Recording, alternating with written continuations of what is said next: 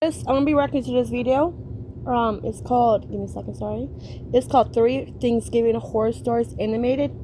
But I want to react to this one. It's very, it's you'll see why. As Thanksgiving knocks on the door, a dark memory is rushing back to me.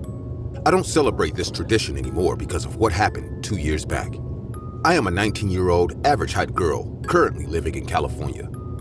My hometown is a small town in Georgia. Being an only child, I have always been a pampered kid. My parents were high school lovebirds who immediately got married after finishing high school. My dad owned quite a lot of land, hence we were more well off than many people living in the town. He inherited his father's house, and from outside, we were the picture-perfect family in everyone's eyes. But what happened inside the house was only known to us. We lived in the outskirts, right beside vast paddy fields. My dad had a Chevy and often drove us to the market whenever we needed things. Even though everyone thought my parents were perfect for each other, they fought like animals every night. I guess with time, the young love died and harsh reality surfaced for them. My dad screamed at my mother, and she abused him in every way possible. Between the two of them, my mom was the most toxic one, I believe.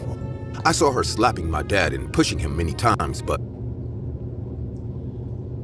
This is why I love men. Okay, this is why I always defend and protect men. Because this is why. I hate feminists. I love women because I am a woman myself. But I hate feminists. I see what they do to men, and I hate every bit of it. I hate every bit that men think all women are the same.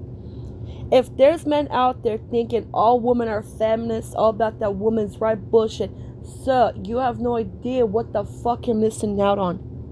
We're not all the same. There's women like me that truly love men, that truly want to be there for men, that truly care about men. I want to show men what real love look like, what real connection, soulfulness look like. My dad never raised a hand at her. Our society has this weird mindset that domestic abuse can only happen one way. Right. I love both my parents equally, but whenever my mom hit my dad and screamed at him using obscene language, I hated her. I would never do about that. Increasing toxicity. If my future husband is watching this, future husband, future kingdom husband, I would never raise my hand on you. I would never fight you. I will never swing on you. I would never do that to you. I would never put you through torment and abuse. Not because I'm a desperate bitch that want everybody to fuck me. Never. Because I truly love men. I truly respect and honor men. I hate incubuses, players, and fuckboys. I hate them. See, the discernment, you're welcome. I hate players, fuckboys, cheaters, liars, deceivers. I hate manipulators. I hate incubuses. I'm not saying men, all men are like that.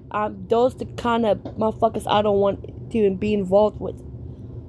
Just like they're women, right? But then you got feminists, sucky bitches, Jezza bitches. You got hoes, sluts, whores. I'm none of those things. See the difference? Thank you. Divine masculines, divine feminines. Thank you.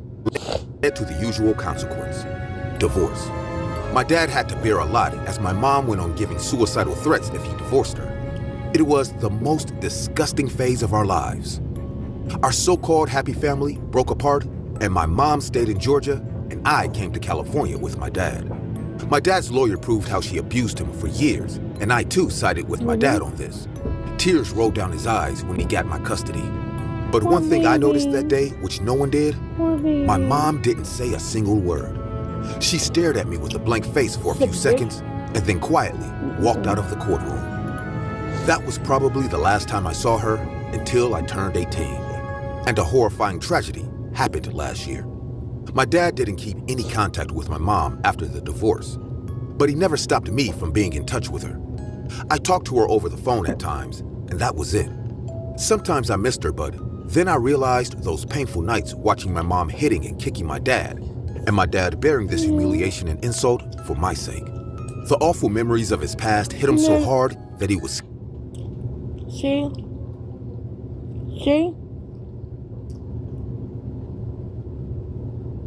Don't get me wrong. You got motherfuckers that like to swing on girls. You got motherfuckers that like to abuse women. That's true. But then you got kind souls like that get abused, get tortured, get dog walked, get humiliated, get abused, get bullied. You know what I'm saying? Get violated. You know what I'm saying? You got men like that go through hell. You know what I mean? And I feel bad for men because men are not allowed to cry. And that's fucked up. They're prohibited from crying, expressing themselves, or they're gonna look like bitches. They're gonna look like pussies. If there's men like that, don't do that. Don't you dare shut your emotions up. Don't you dare. Don't you dare let society make you believe that you're worthless when you express yourself. Fuck what anybody thinks. Let motherfuckers know. Let motherfuckers know what they're doing is wrong. Speak up, man. Speak up. Don't let no abuser get away with shit. Your voice is powerful. Don't you dare let a sucky bitch, a Jezza bitch, a feminist bitch take your power away, your voice away, your peace away. That's where I come in. Call my name. Call my chosen goddess. And I will fuck all these bitches the fuck up. Ask the bitches that I'm going to war with. Ask Whisker what the fuck I do to her. Ask Glicker what the fuck I do to her. That part. I hate them bitches. The feminists and sucky bitches. I hate feminists, sucky bitches, and jazzy bitches. I sincerely do. Don't think all women are the same. Don't you dare think that way. He kept to himself and raised me with the utmost care. It was probably my 7th grade PTA meeting when my dad found a new ray of hope in his life. He fell in love again with my English teacher, Melissa. She was a kind lady, and I liked her. They hit it off quite well, and soon she moved in with us. When my mom found out about this, she was obviously not happy.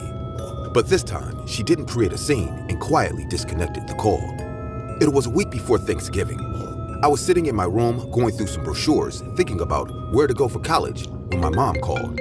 I picked it up immediately, as it's been a month since I have spoken to her. Hi, Mom. Hello, my pumpkin. How are you? I'm good. Mom? Yes, my dear. Are you all right? I know the time has been hard for you and, trust me, none of us wanted to hurt you. It's just, Dad is happy and maybe we should all be happy for him. Oh, you are going to be such a lovely lady. I know, Pumpkin, and you're right. Can you please put me on speaker and call your dad? All these years, my parents never spoke after the divorce. My mom never asked for my dad. Hearing her say this, my heartbeat grew faster. I called my dad, and he entered the room along with Melissa. Hello, Daisy. Hi, James. Hope you're in good health. What was it you wanted to talk about? I know I have done you wrong and never apologized for that. Honestly, I was so ashamed that I couldn't.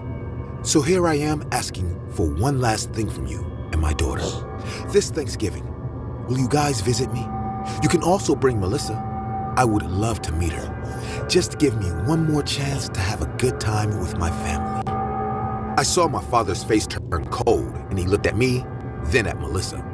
He was going to say no when Melissa grabbed his hand and said in a low voice, She's Courtney's mom, James.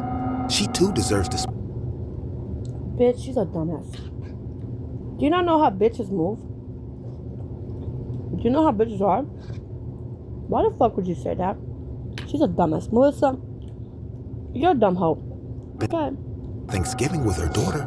And it has been 10 years now. Just for a few days. My respect for Melissa grew more that day as I witnessed her kind heart. My dad agreed, and my mom said from the other side of the phone, See you all at Thanksgiving then. We decided to reach there on the day before Thanksgiving. Stepping into my hometown, I couldn't help but recall all the childhood memories I made here. The green paddy fields still stood there, making our house the only shelter at the outskirts. But due to poor maintenance, I could see the house. Listen, if you guys ever going through stuff like this, do not, I sincerely mean this. If you guys, let's say you move out of your state right? And you're trying to visit your relatives. Do not sleep at their house. Do not sleep at their fucking house. Leave everything valuable at your house where you live. But take what you need. If they insist for you to spend the night, don't do it. I'm telling you, don't do it. Because you got sadistic bitches like Whiska that's out for blood. That's out for murder. Okay? That's out for this and that. You know what I mean? Like I said, do not trust. Don't trust hosts when they tell you. Don't trust bitches when they offer you to stay with them. Like during Thanksgiving, Christmas, do not stay. Get you a hotel. Have that Airbnb, whatever the fuck it's called. Get your Airbnb, whatever the fuck it's called. Airbnb, whatever the fuck it's called. Get you something like that for the family.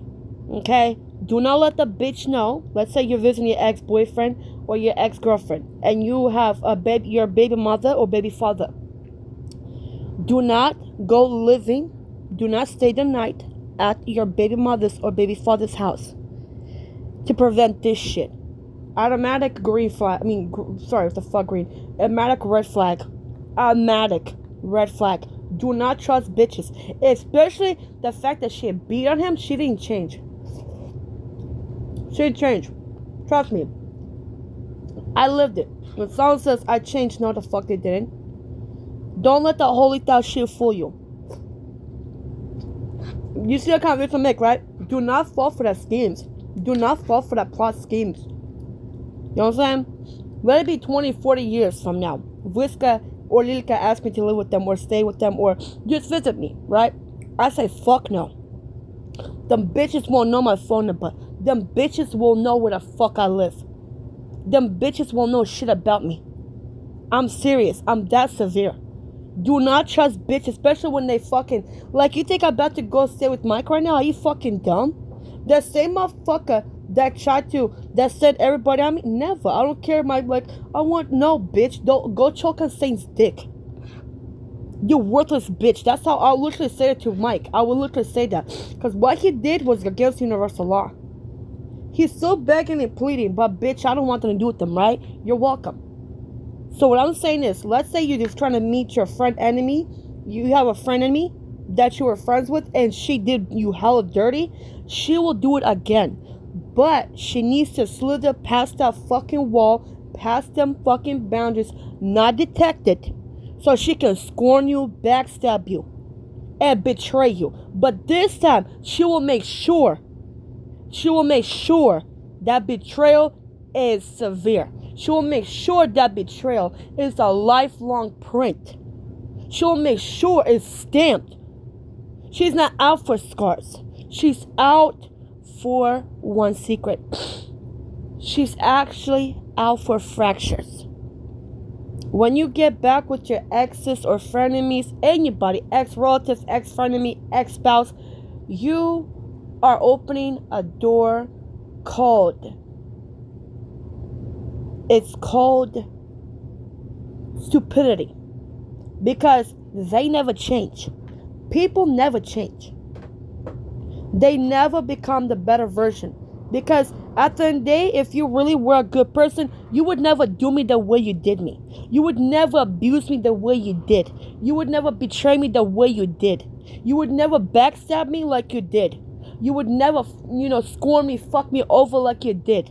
If you were a genuine person. So miss me with that fuck shit. Never ever trust a fuck bitch. Never trust a backstabbing soulless bitch. Especially a soulless bitch at that. Okay? Yep. Losing its usual luster. We knocked on the door and my mom opened it in one go, like she was waiting right on the other side. She hugged me tightly. See? And then looked at You my about to dad. see why. Hi, James. Please, come in. See that fake voice that your dad? Like, come here. Let me show you. Or they usually do that. Like, they usually don't talk like that. A sketchy bitch, a fucked up individual ass bitch, a fucked up in the head ass bitch don't talk like that. Did you like this? Oh my god, how are you? Are you okay? Are you alright? Like, yeah, like, we're so amazing. That's how you know you're doing with the fuck bitch. When they fake it. You know when someone's talking, like, for example, like this, like, how are you? How's your day going? Yeah, it's, it's beautiful outside. So how are you? So how was your day going? Are you alright? How's things going? See? Genuine, kind, loving. Oh my god, really? That is so adorable. Like, no way. Like, you cannot be that serious. See? The fakeness? Breathe between the fucking lies. I'm a Scorpio. I'm literally that intuitive. I study personalities, babe. I studied that shit. I know when a bitch being a fake bitch. Study the patterns. Study the track record. You know what I'm saying? Because if they can do it to that person, they can sure to fucking do it to you. If they did it once, they gonna do it the fuck again. Period. Free samples of Ruffy Best. Anyway. Hi, James. Please, come in. We stepped See in the and I fakeness? introduced her to Melissa. Surprisingly, my mom went close to her and hugged her as well. My dad and I were both shocked to see her react so calmly. We all sat down and started to talk. My mom served us homemade lemonade, and after a long time, I felt my family was complete. But this feeling didn't last long, as I realized my mom hasn't changed entirely though. She was constantly bringing up topics involving an incident of their married life and trying to make Melissa feel like an outsider. See? She They don't respect people. If you're a stepmom, like, not even a stepmom. Because at the end of the day, even if, like, for example, even if I married Mike, right? Let's say back 2018, I would have married Mike, right? Guess what? I would never take Jamie's role. I would never take her place. She'll still be a mom. Those kids will not be living with us, right? So even if you're married to the guy or the girl, you don't even have to be a stepmom or stepfather. You don't have to be a stepdad or stepmom. All you have to do is be like, yo, I married the guy. I'm not here for the kids. I'm cordial with the children. Hey, how are you? Hey, how are you? How is your going? This, that. That's one thing. But me to be like, I'm your mom now, bitch. You're my property, bitch. I own you. No, never. So, bitches think that if you marry a person, that you're automatically a stepmom. I don't want to be nobody's stepmom. I don't want to be no that. Never. So yeah, that part. Son? went to the kitchen, and my dad started apologizing to Melissa for my mom's mean behavior. I could see them regretting coming here, and I too felt this year's Thanksgiving is not going to be how I expected. I told my dad that we will leave next. So why the fuck is y'all sitting there? You see that bitch popping them gums, right? She was talking hella disrespectful to the girl, to Melissa. That stupid bitch was talking crazy to Melissa. While the bitch, the mother, while she distracted in a basement, pack your shit, get the fuck out. Get the fuck out. Nah, baby, no. I'm not about to go through this shit. No. You got it fucked up. You got it fucked up, bitch. You got it fucked up. I'm leaving. Type thing. Let's say I have a baby father that's acting like an ass baby. Get the kid and get the fuck out. Fuck that. Bitch, I know you on bullshit. You on that bullshit shit. And I don't fuck with it, okay? Okay? Morning, ASAP. He went to the kitchen, probably to tell my mom not to bring up the past in front of Melissa. Man, fuck the morning. Bitch, how about now? Fuck is he talking about morning? You dumbass bitch. I took Melissa to my room to cheer up her mood. Getting our support and attention, Melissa's mood elevated and we were laughing and talking like before. 10 minutes went by when my mom came in and stopped. She stared at me and Melissa with a cold face and said, "Oh, you are here. I was looking for you everywhere. You know, Melissa, my daughter is a sweetheart. She and I spent a huge time decorating this room. She often said how no one can replace me in her life. You know what, Daisy? Your daughter is right. No one can replace a mother. But sadly, you had such a beautiful family, and you ruined it all." Melissa walked out of the room. Oh bitch, sting that hoe, sting that bum ass bitch. A badass, and I saw my mom's face turn red. Somehow, she got a long-needed lesson, and we all sat down for an awkward Thanksgiving dinner. While having the turkey, I found a wishbone. I decided to split it with my dad. My mom said to me, "Be careful what you wish for," and smiled. Honestly, I wished what any daughter would. Harmony between my mom and my dad so that I don't have to choose between them. Somehow, we finished the rest of the dinner and went to bed. It was around 3 a.m. when I heard heavy breath falling on my... It's fucked up how you have to choose between parents. At the end of the day, if you really have to choose a person that's not abusive.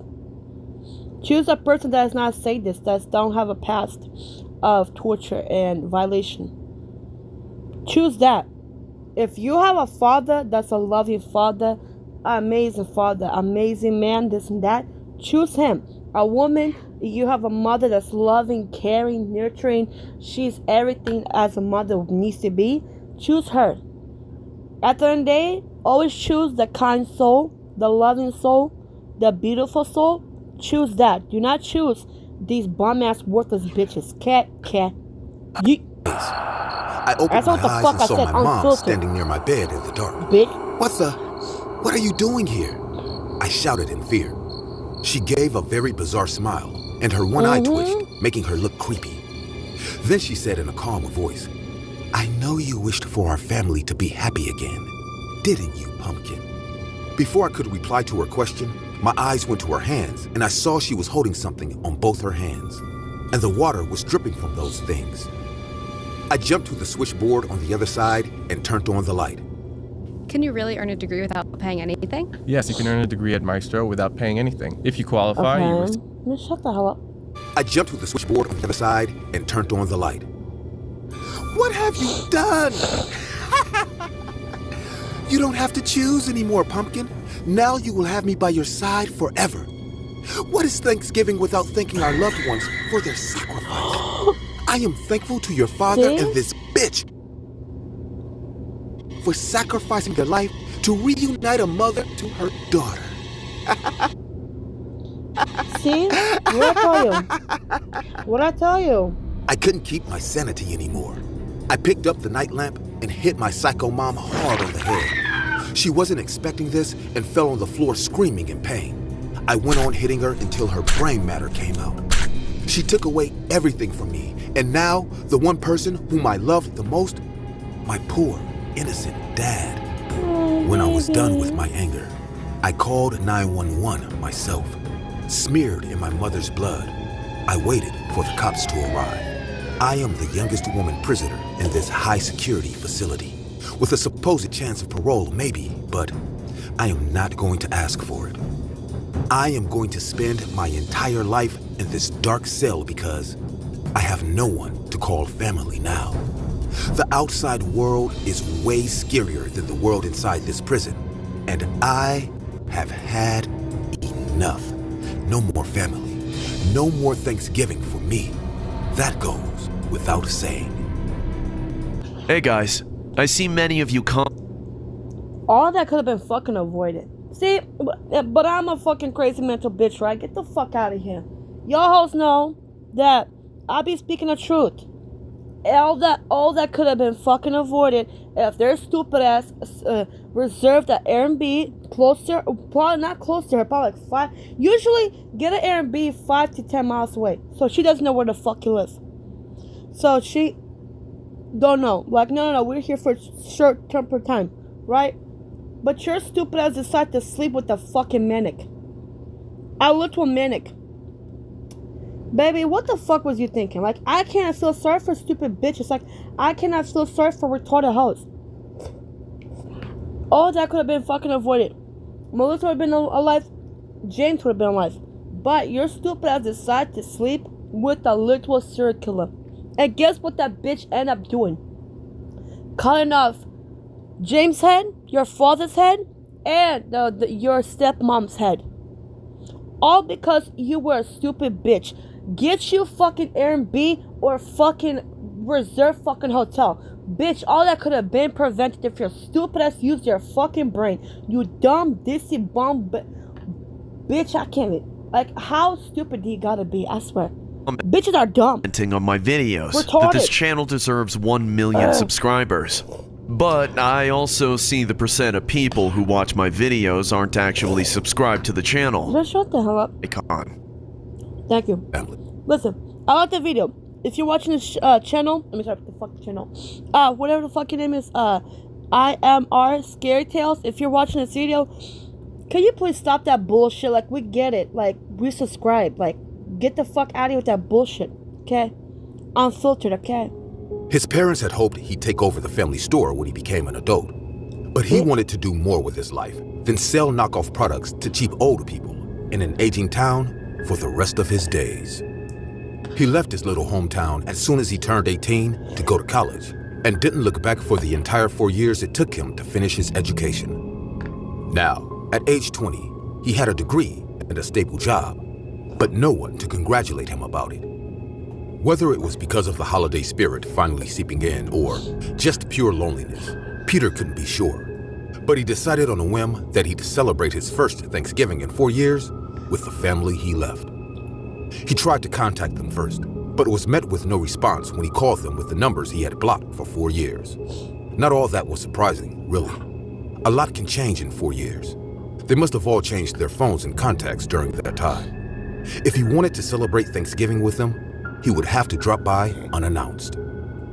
But before he returned to his childhood home, he went to buy 4 boxes of the fanciest chocolates he could find to add to the Thanksgiving feast his family must have been having, and to act as a peace offering for the way he left them. Peter's mind raced towards a million different outcomes during the long drive back to his old hometown, accompanied only by the cheesy Thanksgiving-themed songs on his radio. Would his parents be happy to see him again? Or would they be pissed off that he dared to show his face again? What about his little brother Jim or his older sister Annie? For better or worse, he reached his destination before he could decide to back down. Standing in front of that door felt like staring into the abyss, waiting for it to blink back. A growing sense of dread kept him from knocking on the door and summoning his estranged parents back into his life. He would have turned back and drove far, far away had his mother not opened the door first. Instead of the angry scowl he was afraid he'd find on her face, she smiled at him as warmly as ever. Not knowing what to say, he blurted out the first thing that came to mind. "Hey, Mom. Welcome home, dear." There was no malice or resentment in her voice, not even a little bit. That's cute. She sounded like she was just welcoming him home, the way she always did after he had a long day at school. She led him to his childhood home, and Peter followed her while fighting the tears welling up in his eyes. Bitch, my titties are The dining table was already set. Seriously, they are. A massive turkey sat at the center of the I got some table, big-ass surrounded titties, by I ain't mashed gonna lie. potatoes, cornbread, cranberry sauce, and half a dozen of other traditional Thanksgiving dishes. His father, younger brother, and older sister were already seated at the table with clean plates. They were all smiling calmly, as if they'd expected him to return. There was even an empty fifth seat already set up at the table with the necessary plate and utensils for a feast. Jim ran up to him Man, and what the hugged fuck him is this tight. gay shit? Jim had been 7 when Peter left, so he should have. The next 2 hours was Are you the most kidding me right blissful now? time in his life. None of his family seemed to resent him for leaving. They just brushed I'm off so the sorry. whole 4 years he spent avoiding Bitch, are you fucking dumb? in favor of idle talk that made all the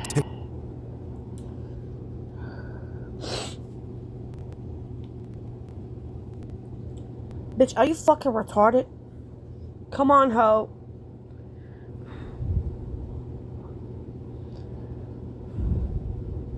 Bitch. Hey, it's Karma, Trust and Goddess. Let's get the video. Thank you. I'm about to merge these hoes, you know what I'm saying? Let's get the video. set up at the table with the while fighting the tears welling up in his eyes.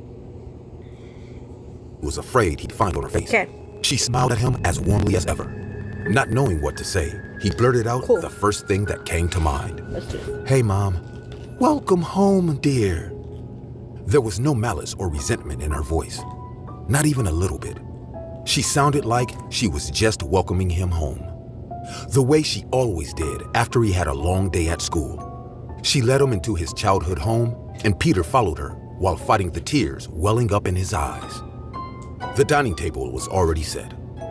A massive turkey sat at the center of the table, surrounded by mashed potatoes, cornbread, cranberry sauce, and half a dozen of other traditional Thanksgiving dishes.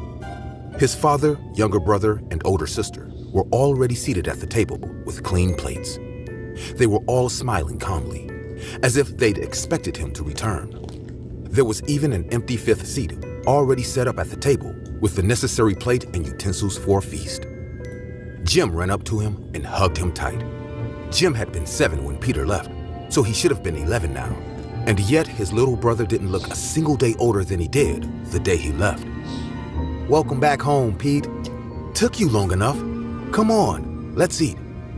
The next 2 hours was the most blissful time in his life.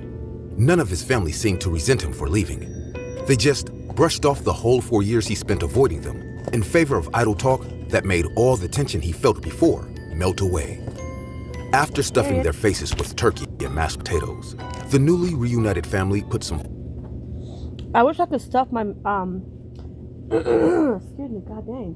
I wish I could stuff my my mouth with dick, but for real, man, let's go to the video. on plates to eat in front of the living room television. Peter sat on the single sofa seat with a turkey leg and a wing on his plate, while the rest of the family laid back on the long couch. Back when he was little, before internet streaming became a thing, he'd spend countless hours in front of that same television, watching whatever came on with his family. Now, he was finally doing it again, though he couldn't help but feel like something was off. The annual Thanksgiving football game started playing on the TV. Has Kyrie texted you back? I don't want to talk about it. How was the math test? Don't want to talk about it. Man, shut the hell up. The annual Thanksgiving football game started playing on the TV, and Peter finally figured out what was wrong after the first few minutes of watching it. "Hey, Dad?" "Yes, son." "Isn't this the same football game that was playing 2 years ago? I could have sworn I've seen this before." "Nonsense. It's live right now. You must be imagining things." I guess. Peter was certain that he'd seen the game before, but didn't want to press the matter any further for fear of upsetting his father. It was a miracle they weren't angry with him when he suddenly showed up unannounced, and he didn't feel like pushing his luck too much. The grandfather clock that stood in the living room chimed with each passing hour. Peter could feel himself becoming more and more uneasy as time went on. The football game on the TV played out the exact same way he remembered it from 2 years ago. About halfway into the game, Peter caught a worrying scent in the air that nobody else seemed to notice. "Hey, Mom?"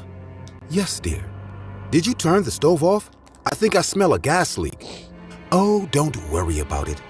I've checked. It's probably just your imagination. Or maybe your brother had too many beans again." "Mom!"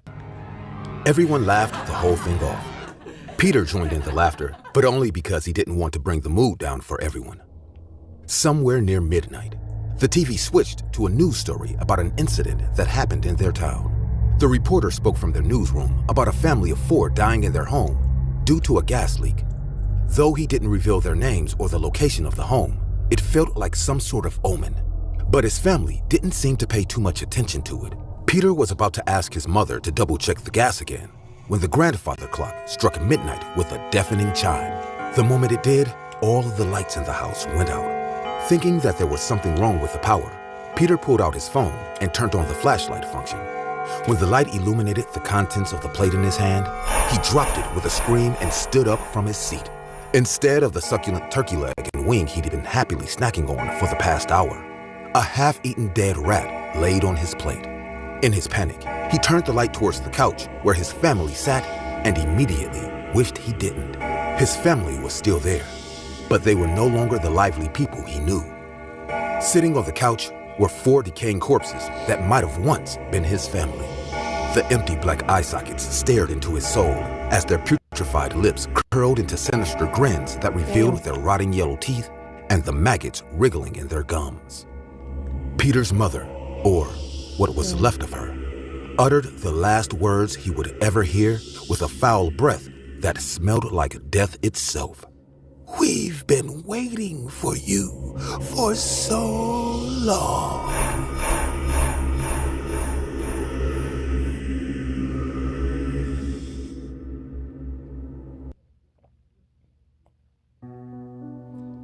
As a father of a daughter, this incident will haunt me for the rest of my life.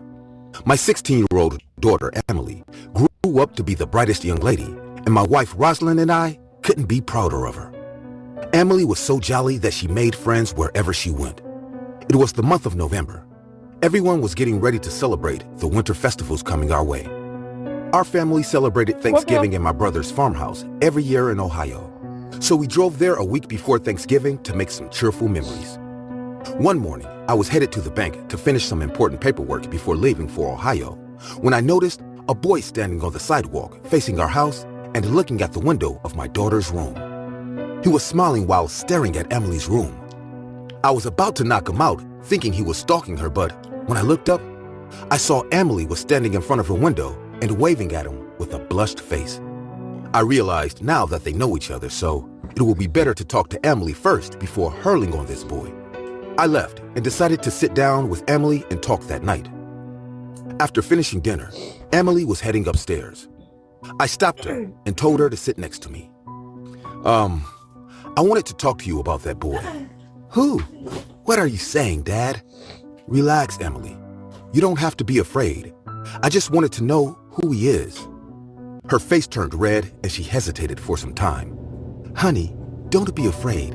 We just want the best for you. Come on, tell us about him, Rosalind added.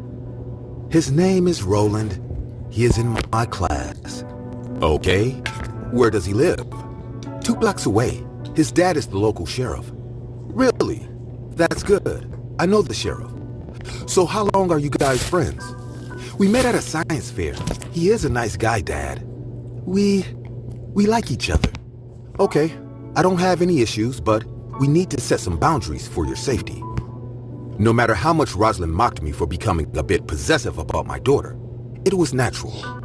I set the common boundaries that any dad would to protect his teenage daughter in her growing years. Soon I started to see Roland walking Emily home after school. I couldn't find anything wrong with him, and being the sheriff's son, I was a bit relieved, thinking maybe he is better than other high school boys. One day I was coming home from work, and on my way, I stopped at the local department store to buy some necessary things before leaving for Thanksgiving. If you do surveys, you know the pain. You spend 10 minutes answering questions, then you get that brutal... Coming home from work, and on my way, I stopped at the local department store to buy some necessary things before leaving for Thanksgiving. There I met the local sheriff, Mr. James Truman. He was shopping for some groceries as well. I walked up to him and said, "Hello, James." "Hey, how are you, David?" I am good. So, any plans for Thanksgiving?" "Not much. Going to stay home with my son, I guess." "Talking about your son, are you aware that he and my daughter are becoming friends now?" I expected him to be happy about it, but instead, his face turned all serious and he replied, "I see. What happened? Is something bothering you?" "No, just hoping they will be friends and nothing else." Saying this, he walked past me, and I felt very humiliated. I couldn't move for a few minutes as his sudden rude behavior caught me off guard. I came home and told my wife about this encounter. She too couldn't guess what could be the reason behind Sheriff James' off-putting attitude. I mean, both the kids belong to good families, then why did he seem so upset his son was going out with my daughter? I didn't tell Emily all about this because I didn't want to complicate things for her at such a young age. We started to pack for our trip, and slowly this matter slipped away from my mind. 2 nights before our trip to Ohio, Emily came to me and said she doesn't want to go to her uncle's farmhouse this year. I asked her why. Emily remained silent, keeping her face down. I asked if she wished to spend Thanksgiving with Ronald, and her face lit up immediately. I couldn't see my daughter sad, so I told her Ronald can come with us if he wants to. Emily ran to call him, but make sure his father agrees only then. The main reason why I allowed Ronald to tag along was to keep my daughter close and also not to break her heart in this vulnerable age. The next morning, Ronald came to my house. We talked about this entire trip thing, and I was stunned to see how confident he was. He was way more mature than half of the kids his age. He said his father has approved, and he is ready to come with us. Without much ado, we hopped into the car and got on the road. Ronald was very well behaved, and my wife Rosalind kept saying the entire journey how cute they both looked. After driving for 3 hours, we reached Crystal Lake. The sun was about to set. A dying yellow light mixed with the blue night sky made the horizon look like a dream. My brother and his family greeted us in the house, and Emily introduced everyone to Ronald. To my surprise, Ronald won everyone over in a very short span. He was helping in the kitchen, playing with the kids, and also showed interest when we watched the game. It didn't feel at all like he was an outsider. Although he was settling completely well, I couldn't help but feel a bit weird about all this. Don't know why. Things were seeming too good to be true to me at that moment. As the night fell, we all sat down for dinner, and everyone was laughing and cheering. I was about to shove a big piece of beef steak in my mouth when my phone rang. I noticed it on the couch, so I got up and walked to get it. Everyone else didn't pay much attention to me and kept enjoying themselves. It was a call from an unknown number. As I picked it up, I could hear sirens of cop cars driving at fast speed as the sound of wind hovered through the phone speaker. Hello? Who is it? David, you must listen to me. This is Sheriff Truman. Act calm and go somewhere where my son can't hear you. Please, don't ask any questions or take my name. Just do what I say. Even though I was confused like hell, my instinct said to follow the sheriff's instructions. Without expressing anything, I slowly walked out of the room to the back garden of the house. I closed the glass door behind me and no one noticed me. Ronald was laughing with everyone else. I am alone now. What the hell is going on, James? Where is Ronald now? In the living room eating dinner with my family. Will you please tell me what's going on here? David, my son is a deranged psychopath, and the only reason I wanted to keep him away from your daughter was to keep them both safe. I know I should have done something earlier, but as a father, I kept on burying the vicious crimes he did since he was 4 years old. First, he killed his pet dog, and then started harming animals.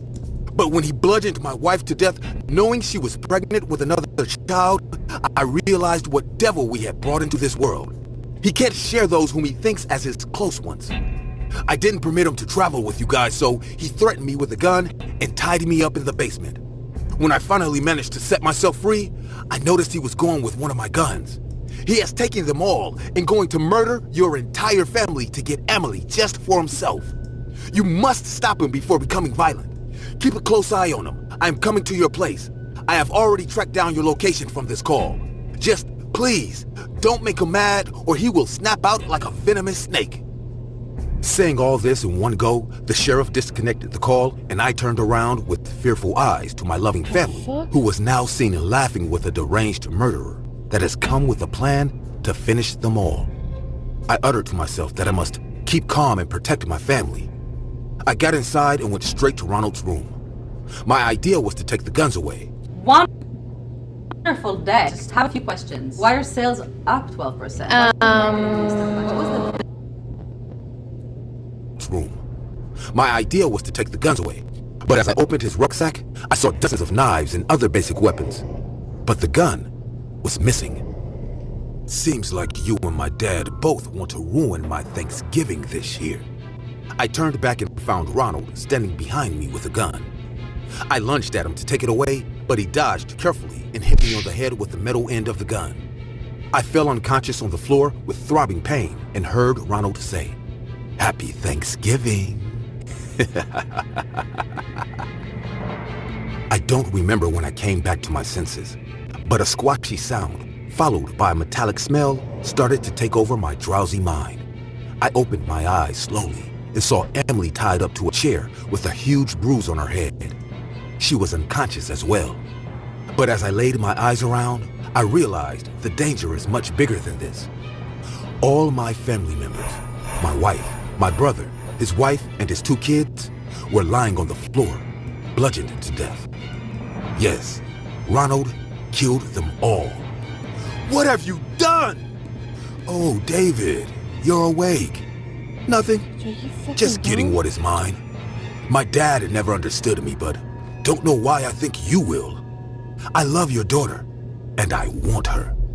I love her so much that I can't share her with anyone, not even her family, not even you. He raised his gun at me once again, and just then, the main door slammed open, and I heard 6 gunshots back to back. Bullets pierced his chest like crazy, and he fell on the floor, vomiting blood. As his lifeless body fell on the ground, I saw Sheriff Truman standing behind him with his empty gun. That night, a father shot his son to save another father and his daughter. I surely lost my family at the hands of a psychopath, and this pain will never go away. But whenever I think about Truman, who will have to live with this realization that he killed his son, I find my suffering small compared to him. Emily and I don't celebrate Thanksgiving anymore because neither of us feel thankful about anything in this life anymore.